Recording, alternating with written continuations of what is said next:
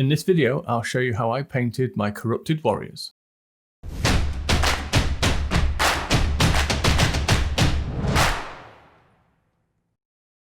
Hello everyone, and welcome to another brushstroke painting guide, where this time I'm going to show you how I painted this corrupted warrior for my HeroQuest 2 project. Now, I know what you're thinking, HeroQuest 2, have I missed a re-release? Is it actually coming back? I'm afraid to say no, that's not the case. So basically, back in 2015 when I first started to paint, the first project I did was painting up an original HeroQuest for my daughter and I to play. And ever since then, I've really hoped that MB Games would do a re-release of HeroQuest with modern day figures, but it doesn't look like it's ever going to happen. So I've decided to do it myself. And I found myself a really cool miniature range from Zealot Miniatures. I'll post a link below from their recent Kickstarter. And that's what I'm going to do. I'm going to paint these up and make myself a modern day HeroQuest. But as always, before we start, what I want to do is to say a massive thank you to everyone who's subscribed to this channel so far. It's a real motivation to me and it does keep me going with these videos.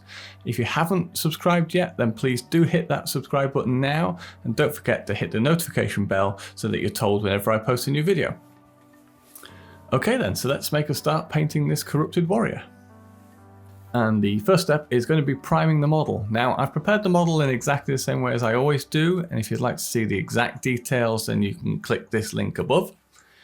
But in this particular case, it's very important because we're actually going to use the zenithal priming as part of the paint job.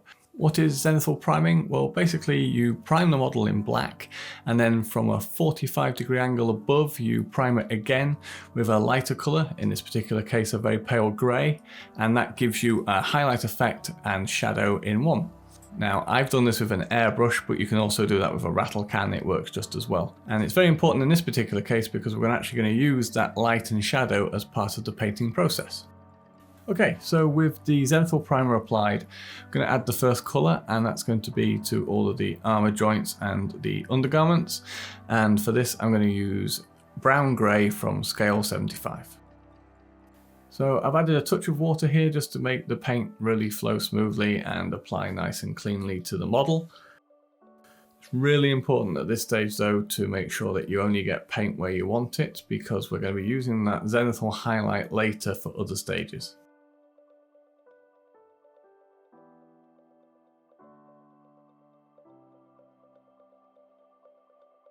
For the next step, I'm going to paint in the loincloth, and for this I'm going to use Walnut from scale 75. As always, I've added a touch of water to help the paint move smoothly from the brush onto the model, and just as before with the previous stage, I'm being particularly careful to make sure I don't get paint on any areas that I shouldn't, so that I can use that zenithal highlight later.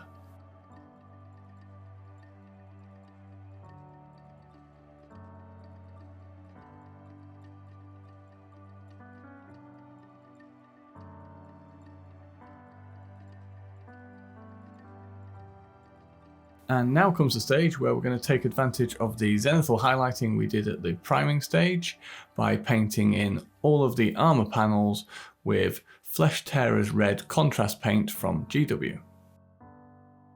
Apologies for the slightly out of focus camera work here, but what I hope you can see is I'm applying the contrast paint straight out of the bottle, and I'm applying it more as a thick glaze, so I'm not flooding the model like GW suggests, but I'm actually just coating it lightly across the surface, encouraging it to go into all of the recesses, and moving it quickly across the surface of the model so that it doesn't puddle where I don't want it to on any of the smoother, flatter areas.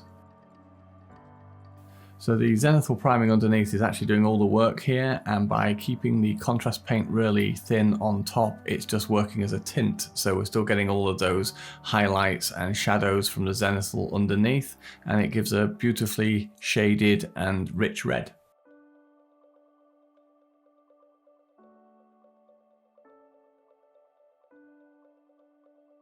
With that red armor now fully dry, I'm going to use another contrast paint on the axe handle, and for this I'm going to use WYLDWOOD.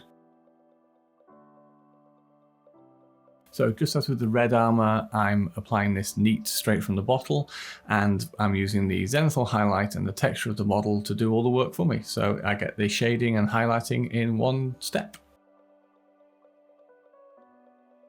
One disadvantage I found with using the contrast paints is that the finish can be quite glossy, so it was at this stage that I decided to apply a matte varnish just to take that shine off, and for this I used Tester's DULLCOTE.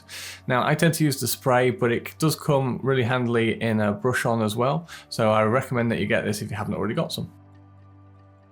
Okay, so now everything's really nice and matte. What I'm going to do is add a shade to the loincloth, the joints of the armour and the undergarments, and for this I'm going to use Strong Tone from the Army Painter.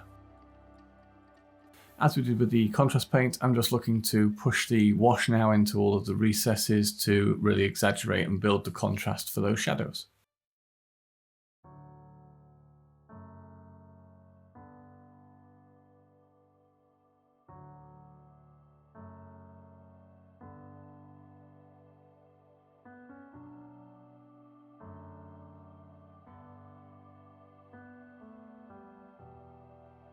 So while the wash is drying, I'm going to paint in all of these steel details now. So that's the axe head, the chain and the spikes on the armour. And for this, I'm going to use Iron Warriors. So as normal, what I've done is added a touch of water just to help the paint flow really smoothly. And I'm going to take particular care on all the details next to the red armour because I don't want to get any paint on those areas.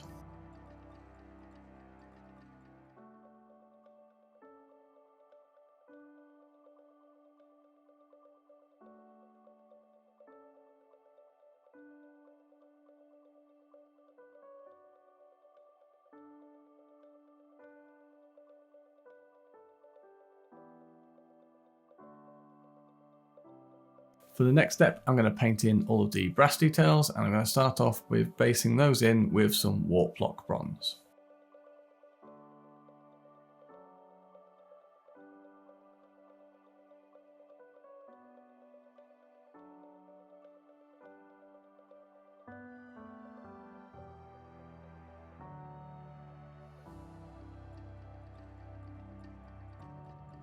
And now I'm going to paint over all of those details again with some HASHUT copper.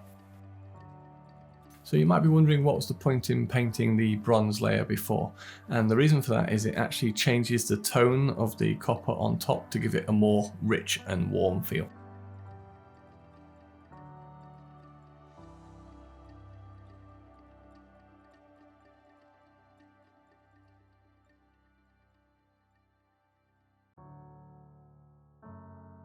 Moving on now to painting in the black leather belt and these little straps on the side, and for this I'm going to use Eclipse Grey from scale 75.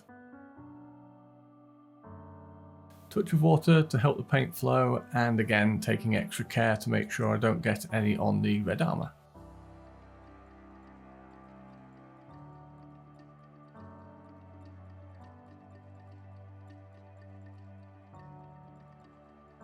Next, I'm going to add a shade wash to all of the steel and brass details along with the black leather, and for this I'm going to use NULN oil.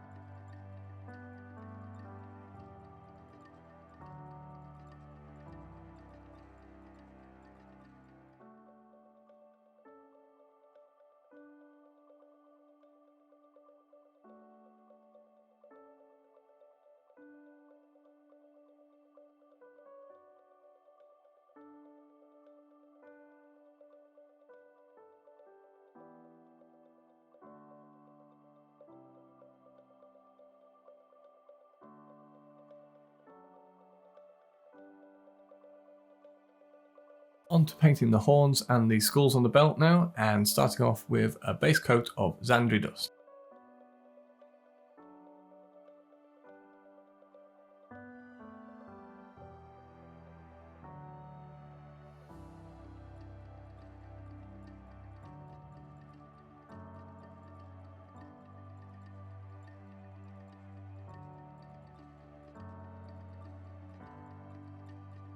Now I'm going to apply a wash to those areas with some soft tone from Army Painter.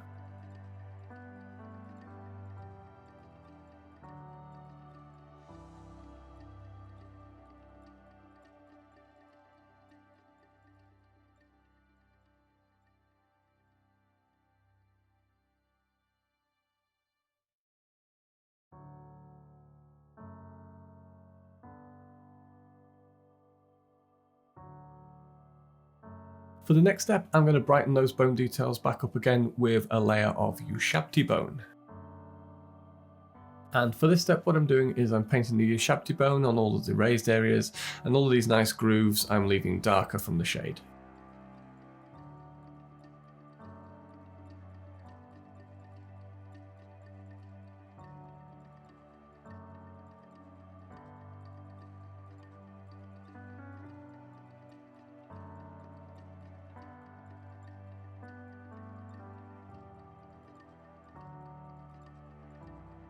Just to brighten the horns and skulls a little bit more now, I'm going to add a highlight of Screaming Skull. So for this step, it's just a case of picking out the most raised areas and those parts that would catch the most light.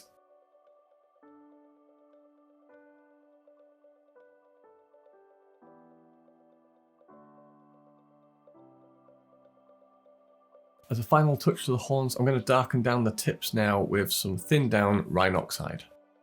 So I've thinned down the RHINOX hide so it's now behaving more like a glaze, and I'm going to apply it as multiple layers to build up to the finish that I'm after. For the next step, I'm going to add some rust now to all of these steel details, and for this I'm going to use RYZA rust from GW. So I've just taken a small amount of paint and worked that into the bristles of my brush, and then rubbed off the excess onto some tissue paper, and now flicking the brush from side to side so it catches just the surface of the model. And with this I can build that up until I reach a level that I'm happy with. Now I'm just going to darken down the tone of that orange a bit by applying a wash of AGRAX Earthshade. So I'm only looking to apply this lightly, and it's just to soften down that orange into more of a brown tone.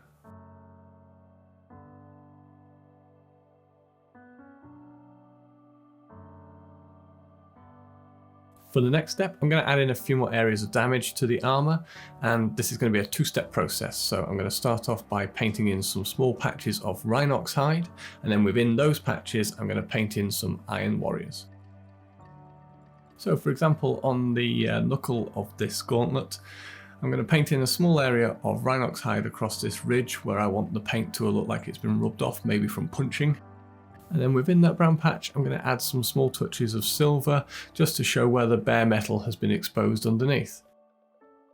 Making sure at all times to keep some of the brown showing around the outer edges. As a final finishing touch now to all of the rusted steel areas, I'm going to add a highlight of Iron Warriors. And for this I'm just picking out some of the areas which I want to be polished or sharp metal. For example, the blade here, I want it to be obviously sharpened and clean, and then maybe some of the sharper edges where the rust might have rubbed off.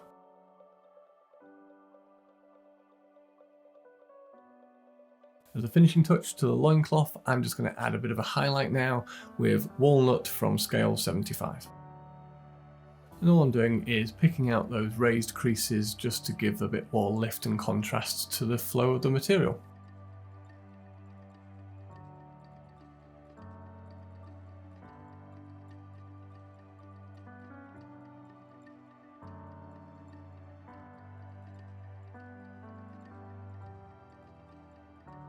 And finally, I'm just going to add a little bit more shine back to the brass details by adding a highlight of Liberator Gold.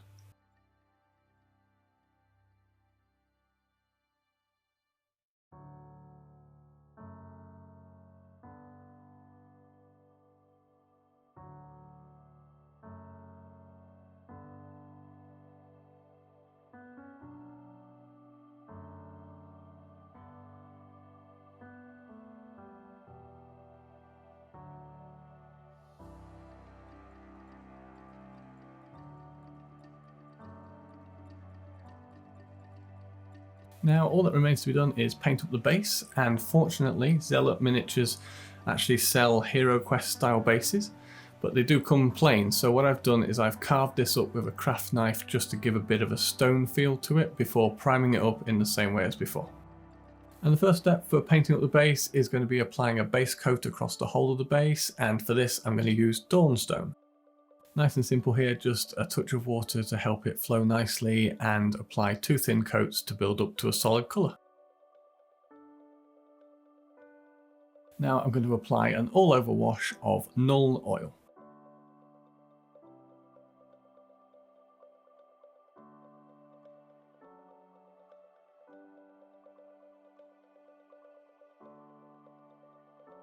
With the wash fully dry, I'm now going to apply a dry brush of DAWNSTONE.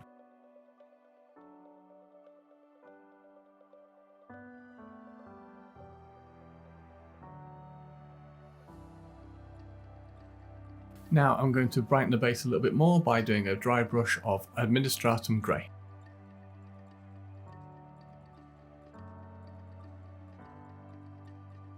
And as a final highlight, I'm going to do a light dry brush of ULTHUAN Grey. As one final finishing touch, I decided to lightly brush on some dry mud weathering powder from Forge World.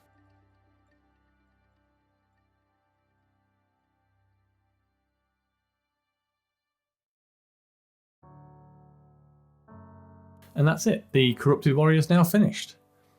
I really hope you enjoyed watching this video and found it useful. If you have, then please do give it a like and maybe even drop a comment below. If you'd like to see more of these HeroQuest videos, then please hit that subscribe button now and don't forget to click the notification bell to make sure that you get told whenever I post a new video. But in the meantime, thanks for watching and I hope to see you again soon.